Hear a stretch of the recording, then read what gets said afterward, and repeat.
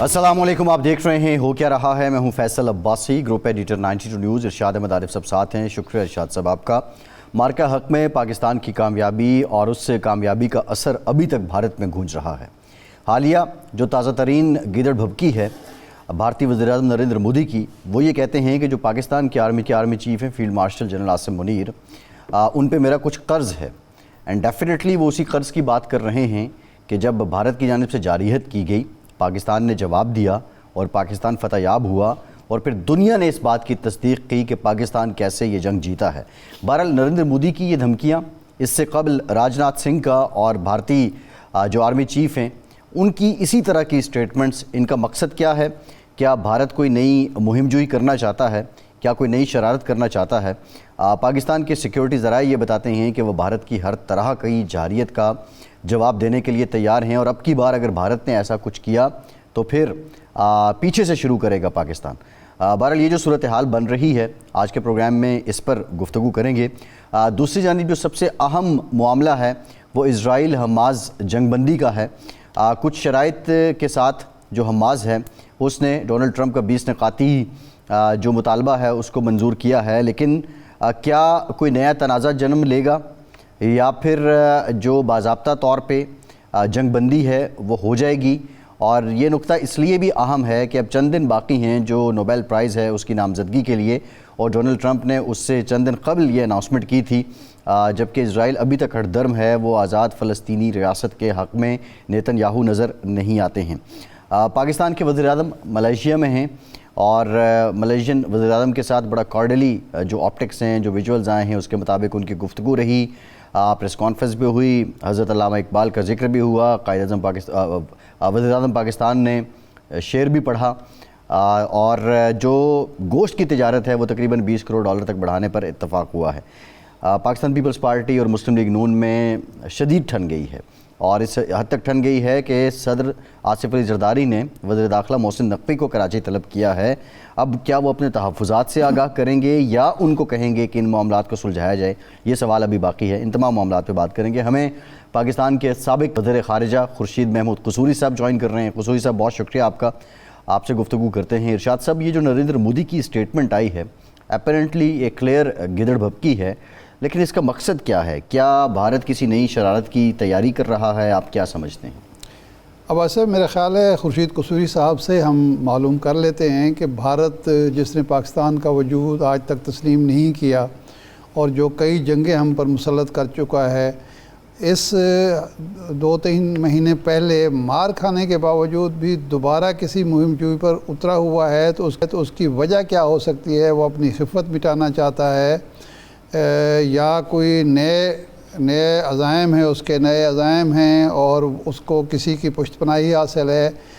Trump साहब जंग करा रहे हैं, ट्रंप साहब गज़ा में भी जंग बंदी करा रहे हैं और यहाँ भारत एक नई जंग का फितना खड़ा करना चाहता है। तो इसके क्या वजह आप समझते हैं, या वाकई सिर्फ बिहार का इलेक्शन जीतने के लिए ये धमकियाँ दी जा रही हैं और सियासी मकासद हासिल करने के लिए जंग का माहौल पैदा किया जा रहा है?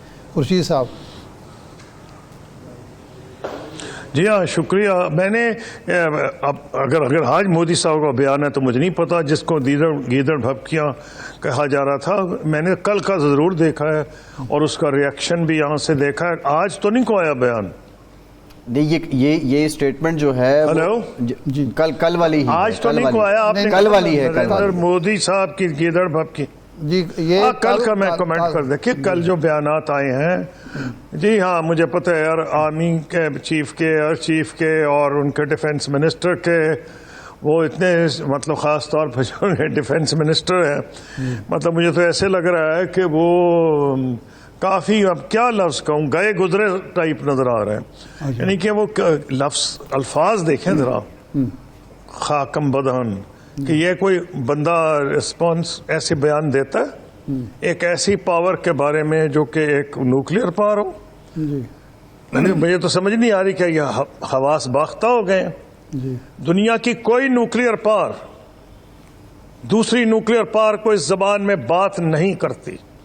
इसका तो यह मतलब हुआ कि भारत की, क्या हम इस नतीजे पहुंचे کہ حکومت جو بھارت کی ہے وہ جو نیوکلیئر ویپنز ہیں ان کو رکھنے کی اہل نہیں ہے. کیونکہ میں تو اب پوری ذمہ داری سے کہہ رہا ہوں کہ ایسا بیان دینا جس میں کہا جائے خدا نہ خواستہ ایک دوسری نیوکلیئر پاور کی وجود ختم ہو جائے گا تو دوسری جو طاقت ہے جب اس کا وجود ختم ہو رہا ہے کیا آرام سے بیٹھی رہے گی؟ تو اس نے تو اتنا غیر ذمہ دارانہ بیان کہ میں کیونکہ سخت زبان اس سے زیادہ سمجھ نہیں آ رہی کروں کیا ڈپلومیٹک لینگویج میں صرف یہ کہہ سکتا ہوں کہ یہ ان کا بیان یہ ثابت کرنے کو تیار ہے بالکل کہ اگر ایسے بیانات آنے اور ایسے وزیر ہیں تو پھر تو پاکستان حق بجانب ہے کہ دنیا کو کمپلین کرے کہ اس قابل ہی نہیں کہ ان کے پاس نیوکلیئر ویپنز رہیں. یہ تو پہلا. نمبر 2 ان کو چھوڑیں جب گیدڑ بھبکیاں یہ اور وہ. دیکھیں میں ایک چیز آپ کو بتا دوں جو بھی ایئر چیف نے دیا ہے جو بھی آرمی چیف نے افسوس ہے کہ کس قسم کے بیانات دلوائے جا رہے ہیں. جو لوگ اپنی کرکٹ ٹیم کو یہ کہہ سکتے ہیں کہ آپ ہاتھ مت ملائیں کیونکہ ہمارے ووٹ کم ہو جائیں گے. کتنے افسوس کی بات ہے کہ وہ کہتے ہیں اپنے آرمی اور ایئر فورس چیف کو کہ تم سیاسی بیان دو. مجھے تو ان پہ رحم آ رہا ہے. وہ جو ان کے 2 چیفز ہیں یہ جو ہیں اپنے ان کو ڈیفنس منسٹر ان کے لیے تو میں نے پہلے ہی کہا میرے پاس الفاظ نہیں ہیں کہ اتنے غیر ذمہ دارانہ بیان from a nuclear power to اندر نیوکلیئر پاور. تو یہ اگر الیکشن جیتنے کے لیے اسے بیانات دے سکتے ہیں تو جواب تو سیدھا آیا. اللہ معاف کرے جواب ہی آیا ہے کہ میں وہ لفظ استعمال نہیں کرنا چاہتا جو آئی ایس پی آر کی طرف سے آیا ہے کہ خدا نہ کرے کہ ایک نہیں غائب ہوگا 2 نہیں غائب ہو جائیں گے. ایک کتنی اسٹوپڈ قسم کا بیان ہے.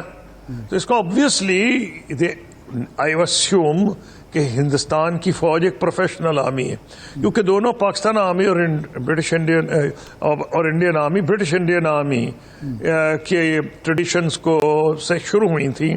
بعد میں انہوں نے اپنی اپنی ٹریڈیشنز ڈیولپ کی ہیں لیکن دونوں کی ملٹری اکیڈمیز ہیں. دونوں کے جو سینئر افسران ہیں ان کا بڑا ایکسپوجر ہے. وہ ساری دنیا میں دوسرے ملٹری اکیڈمیز میں بھی جاتے ہیں دیکھتے بھی ہیں. تو مجھے تو یہی لگا کہ ان کی فوج بھی قابل رحم ہو گئی ہے. نہیں خورشید اتنی برا حال کر دیا مودی صاحب نے. خورشید صاحب جیسا آپ انڈین فوج کی اسٹوبڈیٹی کی بات کر رہے ہیں وہ تو اس کا مظاہرہ مئی میں کر چکے ہیں کہ انہوں نے 6 مقامات کو نشانہ بنا لیا یہ سوچے بغیر کہ اس کا جواب کیا آئے گا اور اس کے بعد اپنے 6 طیارے بھی تباہ کرا دیے. باقی بھی جنگ کے خطرات یعنی نیوکلیر نہیں یہ ملٹری ایئر فورس کا قصور نہیں ہے معاف کیجئے. نہیں لیکن انڈین ملٹری ایئر فورس کا یہ ان کے لیڈرشپ کا قصور ہے. نہیں سر لیڈرشپ انہوں نے سیاسی استعمال کیا اپنی ایئر فورس کو اور آرمی کو. وہ تو جو اگر ہر فائر ہے تو ان کی پولیٹیکل لیڈرشپ پہ آ رہا ہے. اس لیے میں کہنے کی کوشش کر رہا تھا کہ میں نہیں سمجھتا کہ ان کی ملٹری لیڈرشپ گورنمنٹ کیونکہ آپ نے مجھ سے سوال کیا تھا نا کیا گیدڑ بھبکیاں ہے کچھ سے تو میں یہ کہہ رہا ہوں میں مان ہی نہیں سکتا کہ ان کی ملٹری لیڈرشپ اتنی ان پروفیشنل یا اسٹوپڈ ہو سکتی ہے کہ وہ ان کو ایڈوائز کریں کہ جناب آپ پاکستان پہ دوبارہ حملہ کر دیں. اور بھائی ساری فوجیں پچھلے جنگ ہوتی ہے اس سے سبق سیکھتے ہیں. ابھی تو ٹائم ہی کچھ نہیں گزرا. I am sure Pakistan army Pakistan air force Indian army Indian air force دیکھ رہی ہیں کیونکہ میں نے تو ایڈریس کیا ہے اس قسم کی چیزوں کو دنیا میں. تو یہ ایسے تو نہیں ہوا کرتا. میں نے تو کتاب بھی لکھی اس پہ باقاعدہ اسٹڈی کیا جائے گا. پاکستان میں اسٹڈی کیا جا رہا ہے. آئی نو دیٹ. تو میں کیسے مان جاؤں کہ انڈیا میں نہیں اسٹڈی کیا جا رہا. تو اگر اسٹڈی کیا جا رہا ہے تو it's a totally bogus political statement. ہاں ایک بات میں ضرور کہوں گا کہ جب لوگ اتنے جنونیت میں پاگل ہو جائیں اگر ایسا بیان اس جنونیت کی عکاسی ہے تو پھر آپ کو تو ریڈی ہونا پڑے گا. تو میرا تو یہ خیال ہے کہ پاکستان آرمی ہمیشہ ہی ریڈی ہے. ایئر فورس نے ثابت کی ہمیشہ ہی ریڈی ہے. تو گھبرانے کی ضرورت نہیں ہے. اس لیے وہ جو بھی ان کی انٹینشن ہے وہ الیکشن میں آپ دیکھیں پلوامہ کس وقت ہوا الیکشن سے پہلے. اب پھر الیکشن آ رہا ہے تو پھر انہوں نے شروع کر دی کہ گیم جو ہے. تو یہ تو ہندوستان کو بہت جو جس قسم کے ان کے بیانات ہیں یہ آئی ایم شیور ہماری آئی ایس پی آر نے اچھا کیا یہ شیئر کر رہے ہوں گے کہ ان کی رسپانسبلٹی جو ہے باقی نیوکلیئر پاور سے شیئر کرنی چاہیے اور آئی ایم شیور شیئر ہو رہی ہوگی.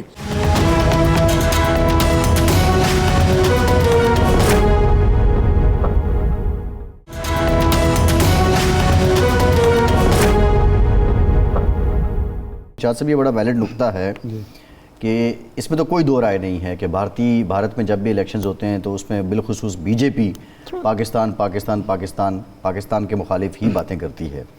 لیکن جو دوسرا پہلو ہے کہ اگر اس کو الیکشن یا پولیٹکس سے ہٹ کے دیکھا جائے اور ابھی 4-5 ماہ گزرے ہیں اور کارکردگی بھی سامنے ہے. فیصل صاحب یہ جو ہوا مئی میں اس کا مطلب یہ ہے کہ یہ جو الیکشن جیتنے کے لیے بیان بازی ہوتی ہے, سخت بیان, یہ ہمارے ہاں پاکستان میں بھی ہوتے ہیں.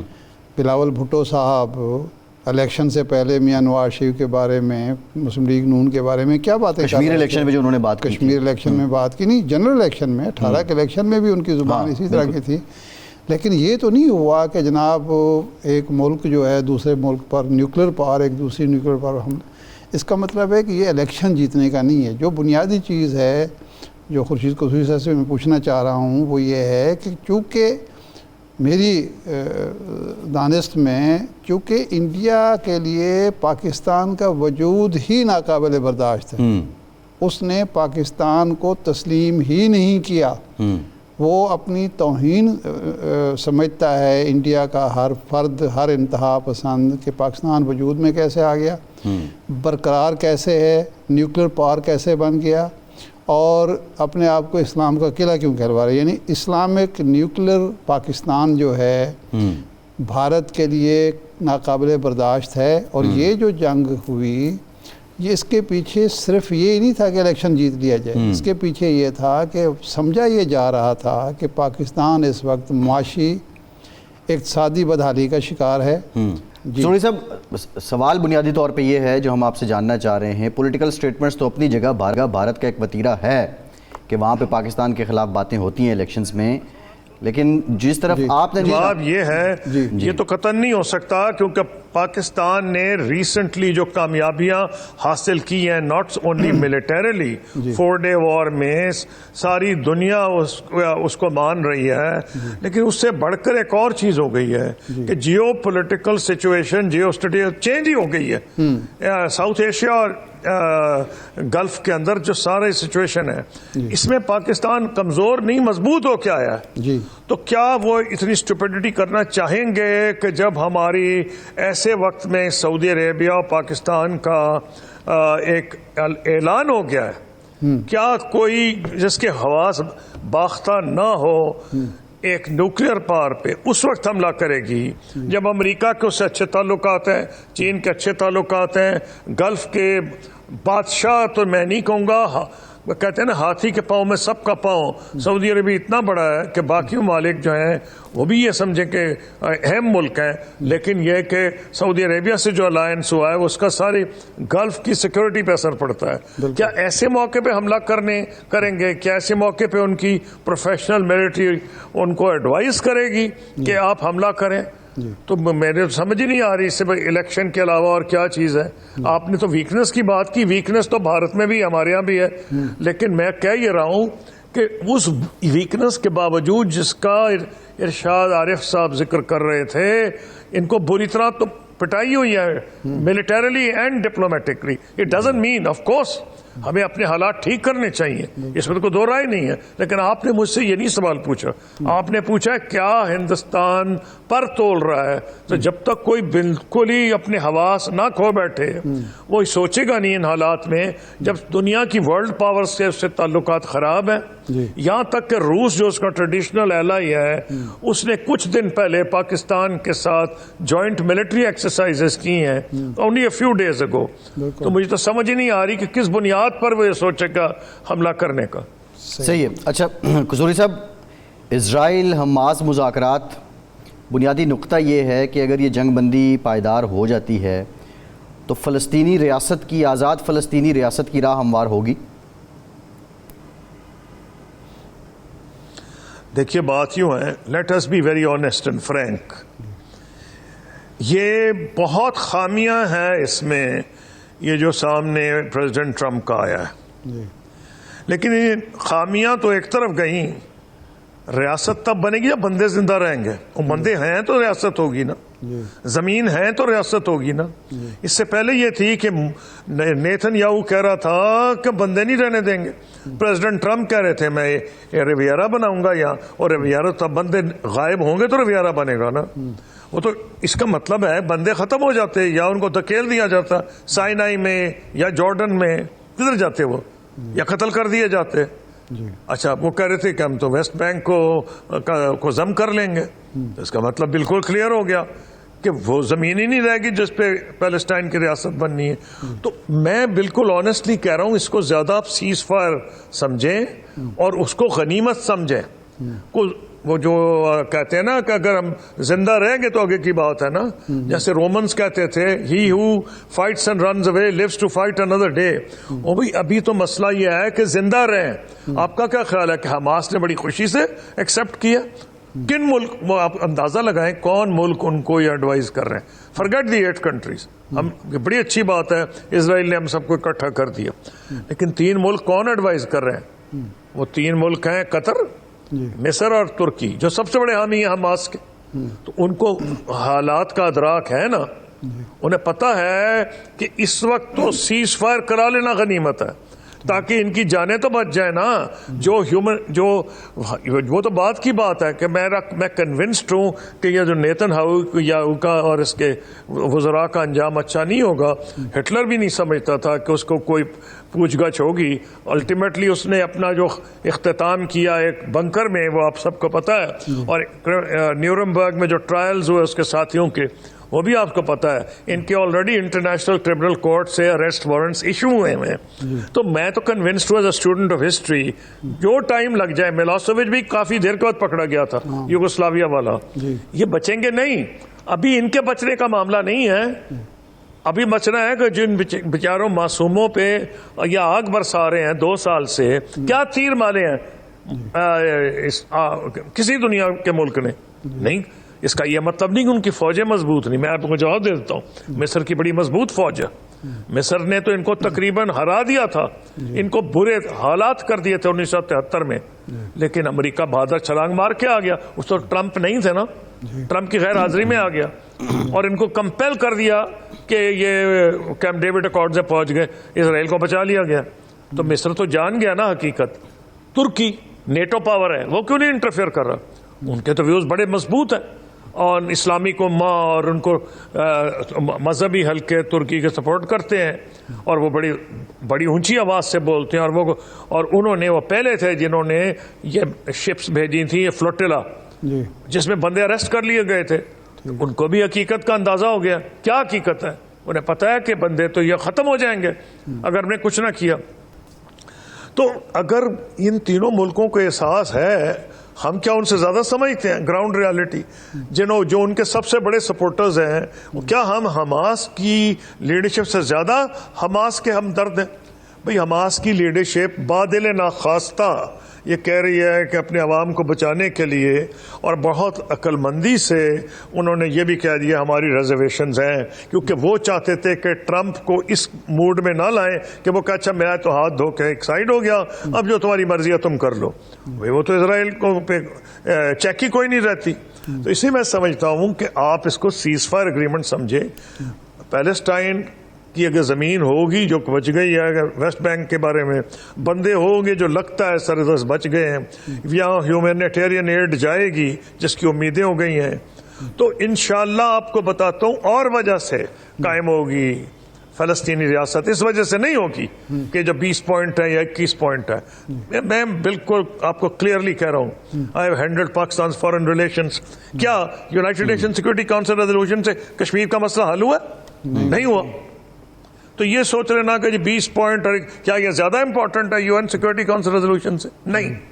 ہوگا یہ کہ جو مجھے جس کی خوشی ہے, اب لیکن خوشی ایسے موقع پہ ہو رہی ہے کہ روز 50 بندے بیچارے وہاں شہید ہو رہے ہیں, لیکن ایک خوشی ضرور ہے کہ برطانیہ, فرانس اور بہت سی یورپ کے ممالک جو ہیں, ایک اشارہ بڑا کلیئر ہے کہ فلسطینین ریاست کے حق میں وہ جا رہے ہیں. نمبر 2, پریزیڈنٹ ٹرمپ 200 سال کے لیے نہیں ہے, 3 سال ہی ہے نا. وہ سپورٹ کر بھی لیں 3 سال, تو یہ تو ہو رہے گا نا کہ مستقبل ان کے ساتھ ہے. کیوں مستقبل ہے میں آپ کو بتا دیتا ہوں. اسرائیل آپ کو میں دلیل آپ کو آرگومنٹ سے دے رہا ہوں. یہ جو ریاست ہے کیوں بنی تھی؟ بنی اس لیے تھی کہ ساری دنیا کے یہودی یہاں کے پناہ لیں گے. یہ بڑی اس کی اسٹرینتھ تھی. نمبر 2 یہ تھی اس کی بہت گڈ ول تھی کیونکہ یہ ایکسپلائٹ کرتے تھے اپنا ہولوکاسٹ. اور ہٹ واقعی ظلم ہوا ہے کہ کوئی کسی سے ظلم ہو, وہ ہندو ہو, سکھ ہو, یا یہودی ہو یا مسلمان ہو. جب آپ اس لیول پہ آ جائیں تو پھر تو آپ کو انسانیت کا سوچنا پڑتا ہے. انہوں نے اس کو ایکسپلائٹ کیا, ان کی گڈ ول ختم ہوگی ساری دنیا میں. نمبر 1 جو ان کا جو تھا نا وکٹم کارڈ وہ ختم ہو گیا. نمبر 2 میں نے آج ہی دیکھی ہیں فگر صبح, یہ پہلی دفعہ جب سے ریاست قائم ہوئی ہے نیگیٹو ہو گیا ہے. آؤٹ فلو اسرائیل سے بڑھ گیا ہے انفلو سے. کیا مطلب ہے اس کا؟ کہ جو لوگ اس امید میں آئے تھے کہ ریاست ہمیں پناہ دے گی بھاگ رہے ہیں. پھر اس کی سب سے بڑی طاقت کیا تھی؟ امریکہ کے اور یورپ کے جو بیسٹ لوگ, یعنی جو بیچارے جن کے ہاتھ پلے کچھ نہیں تھا, وہ یہاں آتے تھے کہ اس ریاست کو بنائیں گے, اپنا سرمایہ لائیں گے. وہ آنا بند ہو گئے, بھاگ رہے ہیں یہاں سے. جو تھے بھاگ رہے ہیں, اندر آنا بند ہو گیا. تو اس ریاست کا مستقبل کیا ہے جس میں بندے بجائے بڑھنے کے کم ہو رہے ہیں؟ یا تو آپ کہنا کہ چین کی آبادی بڑی ہے تو یہ وہ رک بھی گئی تو فرق نہیں, ان کی تو آبادی کچھ نہیں. تو ان کا فیوچر زیرو ہے, ساری دنیا ان کے خلاف ہے. یعنی زیرو اس لحاظ سے ان دہشت گردوں کا. میں اسرائیل کی بات نہیں کر رہا. اسرائیل میں تو ایسے لوگ ہیں جو نیتنیاہو کے دشمن بھی ہیں.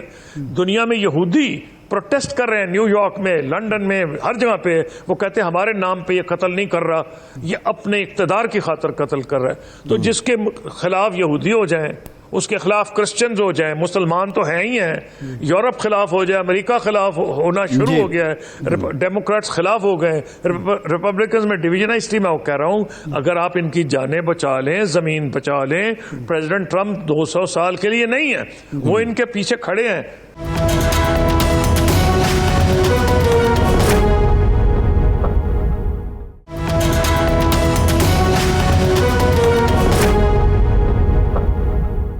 تو اگر وہ آج اس بنیاد پر صلح کرانا چاہتے ہیں کہ بھائی چلیں آپ سمجھیں یہ 20 پوائنٹ جو ہے ویسے دکھاوے کے لیے, اگر 3 چیزیں مانی گئی نا تو اس میں یہ ہوگا کہ وہ ان کی ایک انٹرسٹ ہے پریزیڈنٹ ٹرمپ کا. آپ سمجھیں کیا ہے وہ یہ کہ چاہتے ہیں آفٹر آل معافی تو اس سے منگوائی ہے نا. بھائی معافی کیوں منگوائی ہے؟ اس پہ پریشر تھا نا نیتنیاہو پہ. وہ خوشی تو نہیں معافی مانگتا, وہ بھی کسی ملک کا پرائم منسٹر. کیا کان کو ہاتھ لگا, اس نے کان کو ہاتھ لگا دی, مرغا بن جاؤ, مرغا بن گیا. کیوں؟ اس پہ انبیئربل پریشر پہلی دفعہ آیا امریکہ کا. کیوں آیا؟ سوچنے کی یہ بات ہے. اس لیے ورڈز کو چھوڑ دیں 20 میں کیا لکھا اور 21 میں کیا لکھا ہے.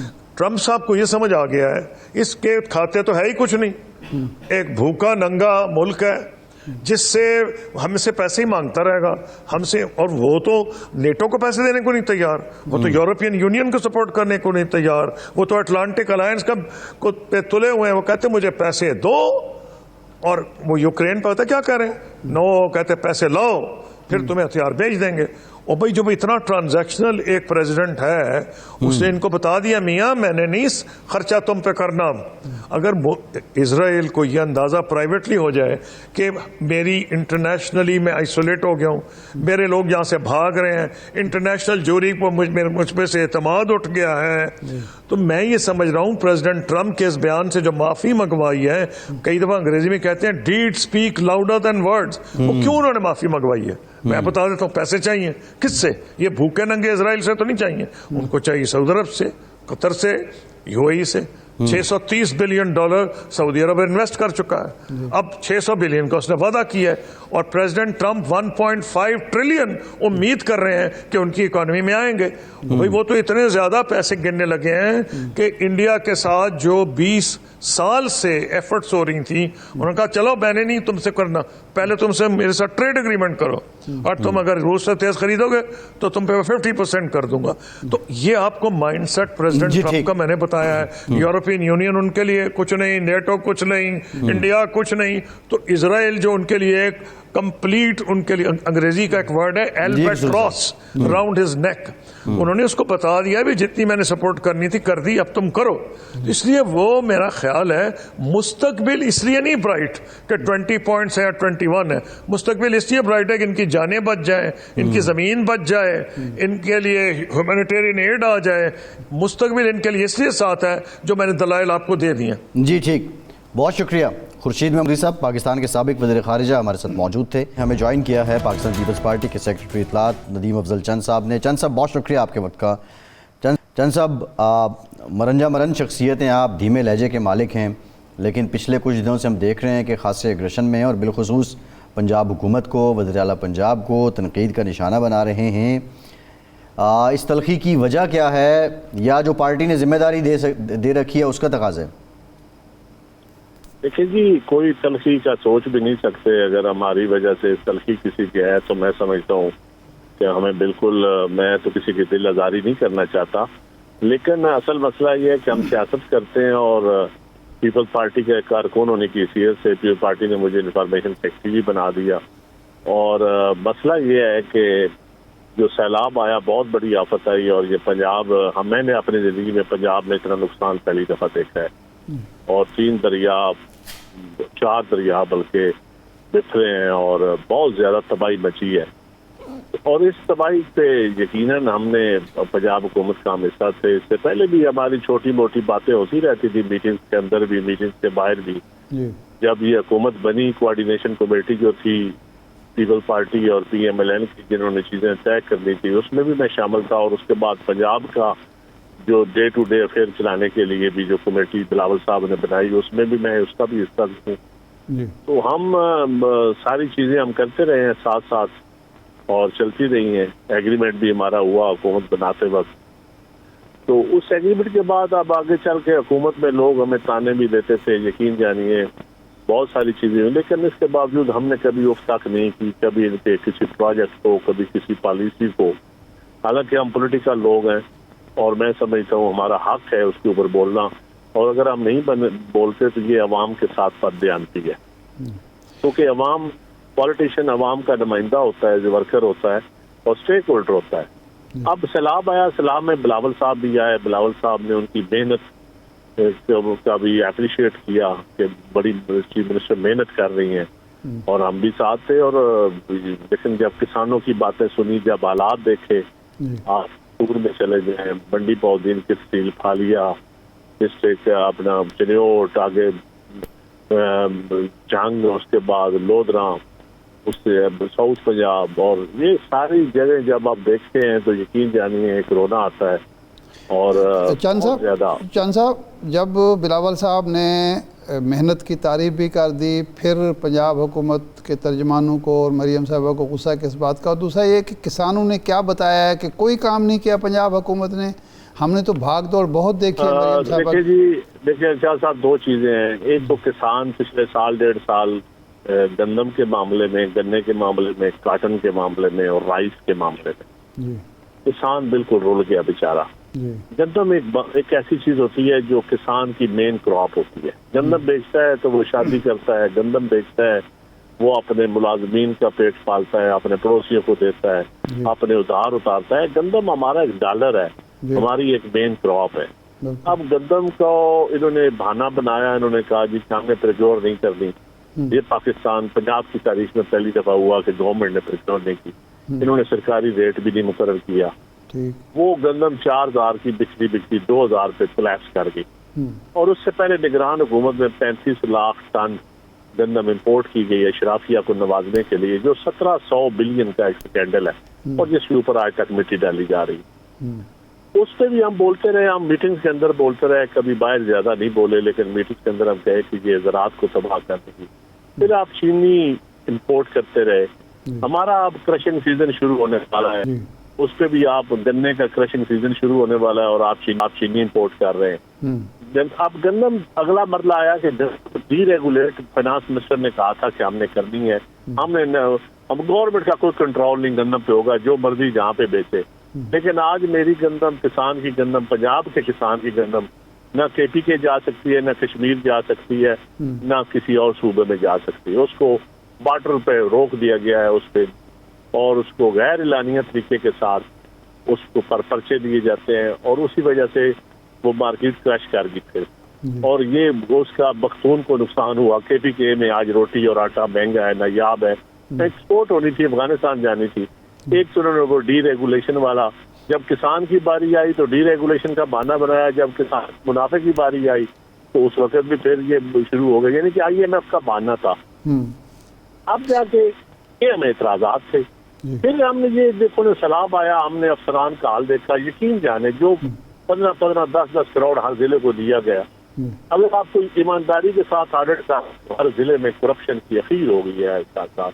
अच्छा। आप जानते हैं डिप्टी कमिश्नर, असिस्टेंट कमिश्नर जिस तरह जेली बिल करते हैं, चारे के, साइलेज के, टेंट लगाने के, दवाइयों के, आप देखते हैं ट्रांसपोर्ट मिसलेनियस फंड के तौर पे और VIP प्रोटोकॉल में पैसे लगाने होते हैं, जेली बिल किसान के नाम का बन जाता है, कभी किसी और के नाम का बन, ये पुरानी प्रैक्टिस भी है और वही प्रैक्टिस जारी है। हालांकि अब 2025 है, नई चीफ मिनिस्टर आई है। मरियम साहिबा तो कहते हैं करप्शन तो मेरी जो है वो नहीं, लेकिन अगर मैं जो बात कर रहा हूँ ना जी, अगर मेरी बात कहीं पे गलत हुई तो मैं इसका जवाब दे भी हूँ और मैं माजरत नहीं। अब बात ये है, वो कहते हैं रेड लाइन है मेरी करप्शन, फिर करप्शन कैसे हो रही है? मैं कहता हूँ हो सकता है मरियम बीबी को फरार लगाया गया हो, लेकिन ये एक अजीब करप्शन हो रही है अच्छा जिलों में के अंदर। मैं आपको आंखों देख हाल बता सकता हूँ, कई जिलों में मुझे खुद अफसरान ने, जो ईमानदार अफसरान हैं दरमियान में, मुझे खुद उन्होंने सबूत दिए हैं। अच्छा। अब देखिए इसके ऊपर ये भी हमने मीटिंग के अंदर बात की, देखिए जब फ्लड आया कोई पार्टी मीटिंग नहीं हुई, कोई इत्तेहादियों के साथ मीटिंग नहीं हुई, कोई आल पार्टी कॉन्फ्रेंस सामने बुलाने, बहुत बड़ी आफत आई है।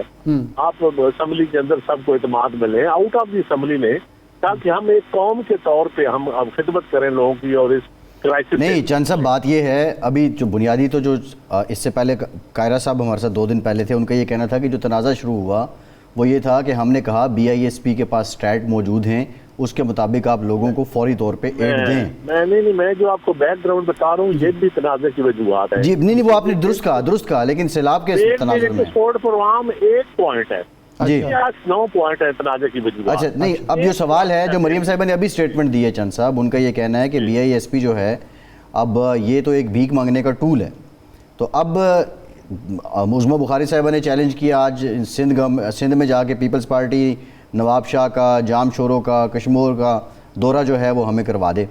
तो अब ये जो हालात जिस तरफ जा रहे हैं, अगर आप एक दूसरे के ख़िलाफ़ इस तरह बात करेंगे, विफाक में आप इत्तेहादी हैं, तो विफाक में फिर पीपल्स पार्टी का क्या लाहा अमल होगा? क्या आप इसी तरह सपोर्ट करते रहेंगे कानून साजी में भी और हुकूमत को भी? सवाल का टाइम है, मैं जवाब थोड़ा सा दे सकता हूँ। जी बहुत टाइम है।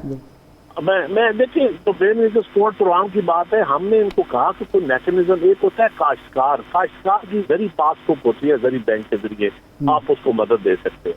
जो गैर काश्तकार है ना बेचारा, जिसका मकान है, जिसका जानवर रहा हुआ है, वो आपके पास कोई मैकेनिज्म नहीं होता उसका, सिवाय नादरा के और बेनिफिट सपोर्ट प्रोग्राम के डाटा के, और गवर्नमेंट के पास कोई डाटा नहीं है। ये ऐसा डाटा है जो जिसपे आपके इंटरनेशनल डोनर्स भी आपको अप्रिशिएट करते हैं, आपकी तारीफ करते हैं।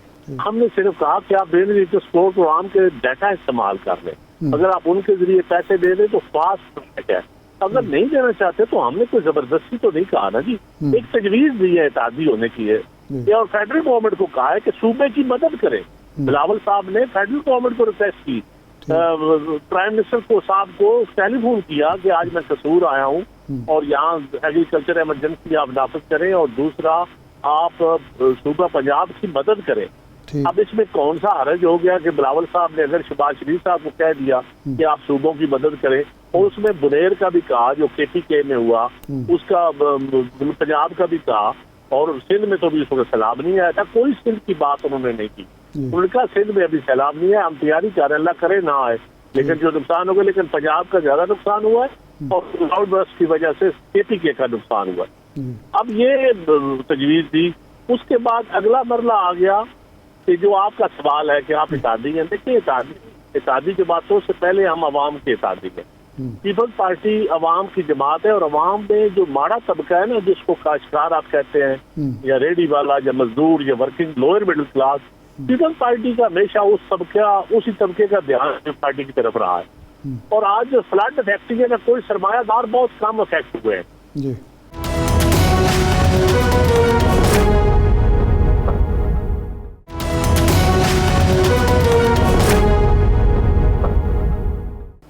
میں عام آدمی اور مڈل کلاس اور لوئر مڈل کلاس اور مزدور طبقہ اور کاشتکار طبقہ زیادہ افیکٹ ہوا ہے.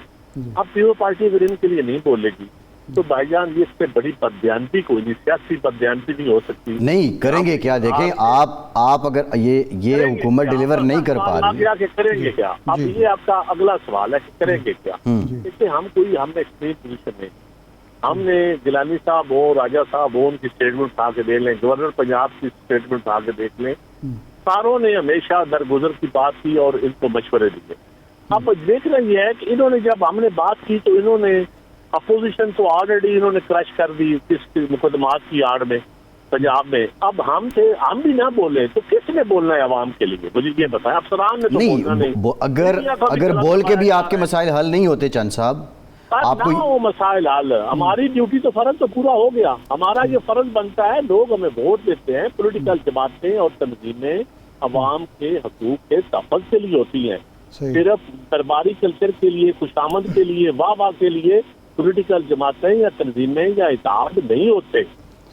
چند صاحب آپ نے بھی بیانات دیے, پنجاب حکومت نے بھی بیانات دیے. اب آپ کا مطالبہ یہ ہے کہ جی مریم صاحبہ معذرت کریں, معافی مانگیں, وہ تو اس کے لیے تیار نہیں. مطالبہ نہیں ہے جی. اچھا, ہمارا کوئی مطالبہ نہیں ہے جی معذرت کا. نہیں, یہ تو شیر رحمان صاحبہ نے آج بھی وہاں سینٹ میں کہا ہے کہ وہ معذرت کریں. نہ مانگے جی, نہ مانگے معافی. میں کہتا ہوں پارٹی کا یہ کوئی انڈیویجول لوگوں نے باتیں کی ہیں, پارٹی کی طرف سے کوئی معافی کی اسٹیٹمنٹ نہیں. میں پارٹی کا اسپوکس پرسن ہوں. میرا آج تک ایک لفظ اٹھا کر دکھا دے کہ میں نے کہا کہ آپ معافی مانگیں. صحیح, میں نے کہا ہے آپ عوام کی خدمت کریں, آپ ہمیں گالی گلوچ نہ دیں. ہم اگر عوام کی بات کرتے ہیں یا میڈیا جو عوام کی بات کرتا ہے, آپ میڈیا کا گلا نہ دبائیں. ہمیں پولیٹیکل ورکر کو دھمکی. آپ کا بیان چند صاحب آپ کا بیان نہیں ہے, لیکن نوید قمر صاحب نے جب واک آؤٹ کیا انہوں نے کہا جب تک معذرت نہیں کی جائے گی. شیر رحمان صاحبہ نے بھی آج یہی کہا سینٹ میں, تو وہ تو تیار نہیں ہے. تو اس کے بعد کیا ہوگا کہ بس ٹھیک ہے سیز فائر ہو جائے گا؟ جی, ان کو دیکھیے, ان کو بتانا پڑے گا کہ یہ کب خدمت کر رہے ہیں خلاف زدہ علاقوں کی. ان کو بتانا پڑے گا. ہمارے ساتھ ان کے ایگریمنٹ تھا کہ 1 سال کے اندر local bodies election effective system لائیں گے. وہ ٹائم بھی گزر گیا, ہم نے بار بار کہا. اب سیلاب آ گیا, جب آفتے آتی ہیں لوکل باڈیز کی ضرورت ہوتی ہے. یہ ان کو بتانا پڑے گا. یہی ہماری ڈیمانڈ ہے. اب دیکھیں یہ بتانا یا معافی نہ مانگنا یا آپ کو وضاحت طلب کرنا بڑا فرق ہوتا ہے. چیزوں میں فرق ہو. ہم اگر یہ فلور آف دی ہاؤس ہی آ کے بتا دیں کہ اپنی پالیسی اسٹیٹمنٹ دے دیں, یا پنجاب حکومت اپنی پالیسی اسٹیٹمنٹ دے دے کہ یہ میکینزم ہے, یہ بار ایکڑ ہم مدد دے رہے ہیں, یہ جانوروں کی ہم دے رہے ہیں, اس طریقہ کار کے تحت ہم دے رہے ہیں, اور جو آپ کے خدشات ہیں پولیٹیکل پارٹی کے یا میڈیا کے یا سول سوسائٹی کے, وہ یہ دور کریں گے. اتنی سی بات ہے. اور لوکل باڈی الیکشن یہ افیکٹو سسٹم ہے جو ساری پارٹیوں کی مشاورت سے بننا چاہیے, تاکہ کل کو کوئی جماعت ختم نہ کرے, اور اختیارات عام آدمی کے پاس جانے چاہیے. NFC میں فنڈ آپ لیتے ہیں, لیکن PFC کے تحت فنڈ آپ کے نیچے جانے چاہیے, ڈسٹرکٹ لیول پہ جانے چاہیے. اب المیہ یہ ہے کہ آپ بند بنا دیں ہاؤسنگ سوسائٹی کا, 200 ارب لگا دیں, اور پیسے آپ بکر میاں والی لودرا کے لگا دیں. یہ کام کا انصاف ہے. اور عوام کے لیے آپ کے پاس پیسے نہیں ہیں, یہ بڑا ظلم ہے. اچھا چند صاحب یہ بتائیے. نہیں, وہ تو کہتے ہیں ہمارے پاس بہت زیادہ پیسے ہیں, ہم خود اپنے عوام کی خدمت دیں گے. ان کو تو اعتراض ہی ہے کہ آپ یہ کیوں کہتے ہیں کہ بین الاقوامی ڈونر سے آپ امداد طلب کریں. وہ کہتے ہیں ہم تو بھیک مانگنے کے لیے تیار نہیں. یہ ہم نے پرائم منسٹر کو کہا ہے, کلائمیٹ ہٹ پہ ہیں ہم, دنیا کے موسمیاتی تبدیلی کی وجہ سے, کاربن کی وجہ سے ہم ہٹ پہ ہیں. ہمارا رائٹ ہے, ہم وہ پولوشن ہماری وجہ سے نہیں پھیل رہی, ترقی یافتہ ملکوں کی پولوشن کی وجہ سے ہم ہٹ پہ, ہمارا گلیشیئر پگھل رہا ہے. اگر ہم دنیا کو باور کرائیں کہ پاکستان میں آپ کی وجہ سے پاکستان کی موسمیاتی تبدیلی میں ہم وکٹم بنے ہوئے ہیں, تو اس میں کون سی حرج کی بات ہے؟ اچھا چند صاحب یہ بتائیے, آج صدر مملکت نے محسن نقوی صاحب کو کراچی بلایا ہے, کیا اسی ضمن میں کوئی تحفظات کا اظہار کیا جائے گا, یا وہ محسن نقوی صاحب کو معاملہ سلجھانے سے متعلق کوئی پیغام رسانی کر رہے ہیں؟ سر میرے علم میں کوئی ایسی بات نہیں ہے. میں نے سوشل میڈیا پہ یہ خبر دیکھی ہے. ایویں آپ کو میں جھوٹ بولوں گا, جو بات کہوں گا وہ پریزیڈنٹ آف پاکستان ہے, پارٹی کے کو چیئرمین ہیں, اور وہ جو بھی فیصلہ کریں گے پارٹی کی اچھا لاسٹ کویسچن، آج جو یوسف رضا گیلانی صاحب ہیں ان کے صاحبزادے ہیں، ان کی سیکیورٹی واپس لینے سے متعلق خبر آئی، بلکہ علی حیدر گیلانی نے اس پہ علی قاسم گیلانی صاحب سے میری بات ہوئی، انہوں نے کہا کہ ان کی سیکیورٹی واپس لیا. میرے خیال میں اب ضلعوں میں بھی میں آپ کو بتاؤں، آج میں سرگودا میں مجھے پولیس افیسروں نے بتایا کہ جی ہمیں اوپر سے ہدایات آئی ہیں کہ کوئی پارٹی ہماری اتحادی نہیں ہے اور ان کو رگڑ کے رکھیں اور ان کو محسوس کروائیں کہ یہ اپوزیشن سے بھی بدتر سلوک کریں. اچھا نہیں تو اتحادی تو آپ ہیں. اچھا اس کی کیا وجہ ہے؟ میں آپ کو جو گراؤنڈ ریالٹی ہے میں آپ کو بتا رہا ہوں. جی آپ فرما رہے ہیں، میں اس کی کیا وجہ ہے؟ یہ اعتماد کیوں ہے پنجاب حکومت کا؟ ہمارے لوگوں کے اوپر پرچے ہو رہے ہیں، میری بات سن رہے ہیں، ہمارے لوگوں کے اوپر جو پرچے ہو رہے ہیں، جو وکٹمائز کیا جا رہا ہے، میں آپ کو سینکڑوں مقدمات بتا سکتا ہوں ان 4-5 دنوں کے. جو پولیس والے بیچارے آف دا ریکارڈ ہمیں ہاتھ باندھ کے کہتے ہیں کہ یار ہمارا قصور نہیں، اوپر سے حکم ہے ہمیں پولیس فون بھی نہ کیجیے گا. اچھا نہیں تو اتنا پر اعتماد پنجاب حکومت کیوں ہے کہ جی آپ اگر الگ بھی ہو جائے تو ہمیں کوئی فرق نہیں پڑتا؟ پورے اعتماد تو شاید وہ موسم کی وجہ سے ہے، لیکن موسم بدلتے دیر نہیں لگتی. موسم اب سردی آنے والی ہے، گرمی ختم ہو گئی ہے، موسم چینج ہو رہا ہے اور نئے جب چینج ہو موسم تو اس کے مطابق تیاری کرنی چاہیے. اور موسم اچھا خوش ہے، یہ جو موسم آتا ہے نا چینج ہوتا ہے، اس میں عام چرند پرند کیڑوں مکوڑوں کو بھی سنی جاتی ہے. تو نہیں آپ ایک دانشور سیاستدان اور سیاسی ورکر ہیں، آپ سمجھتے ہیں سردی کے ساتھ سرد مہری بھی آ جائے گی؟ آپ دیکھ رہے ہیں؟ میں سمجھتا ہوں جی بالکل موسم تبدیل ہوگا، کیونکہ جو ان کے ظلم ہیں یا جو ان کی پالیسیاں ہیں اس سے بہت سارے لوگ بھی تنگ ہیں، ادارے بھی تنگ ہیں اور سوسائٹی بھی تنگ ہے. اور سوسائٹی اور جو سوچ ہے دانشور یا جو میں عام آدمی کی جو سوچ دیکھتا ہوں، یا مجھے کوئی ریٹائرڈ پرسنل ملتے ہیں یا کوئی سرکاری لوگ ملتے ہیں، ہر طبقہ تنگ ہے اور اس ہر طبقے کی ایک ہے کہ یہ اس طرح ظلم نہیں چلے گا. جی ٹھیک، اس لیے میں سمجھتا ہوں کہ ان کے لیے خزاں آنے والی ہے. اچھا نہیں تو خزاں کی وجہ یہی ہے کہ جو ظلم زیادتی ہے یہ تو، لیکن آج تو شروع نہیں ہوا، اس ہفتے تو شروع نہیں ہوا. عدل کی بات کرتے ہیں، دیکھیں عدل کے ذریعے حکومتیں قائم رہتی ہیں، ظلم کے ذریعے نہیں رہتی. اگر ندیم افضل چند بھی ظلم کرے گا تو ندیم افضل چند بھی سدا اقتدار میں یا سدا پاور میں نہیں رہ سکتا. ظلم ہوتا ہے، بڑھتا ہے تو مٹ جاتا ہے. جی ٹھیک، بہت شکریہ ندیم ام صاحب، مرکزی سیکریٹری اطلاعات پاکستان پیپلز پارٹی ہمارے ساتھ موجود تھے. ارشاد صاحب پروگرام کا ٹائم ختم ہو گیا، بہت شکریہ آپ کا. آج کے پروگرام سے اتنا ہی، اجازت دیجیے.